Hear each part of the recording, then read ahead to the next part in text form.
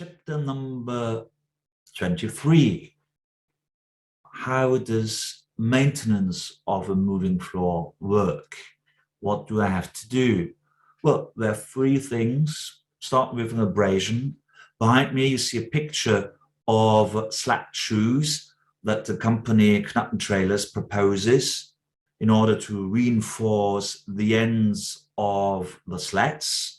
This is the zone where we have maximal abrasion, and this is where we have to reinforce the slats. So the second point would be the hydraulic system. You have to verify the leak tightness and the function of the cylinders, and from time to time you have to look if the pump is still valid. The third point is the mechanical robustness. In fact, because of the weight and the transportation efforts, from time to time, the slats or the frame or the supports beams, they might it might be necessary to change them or to reinforce them.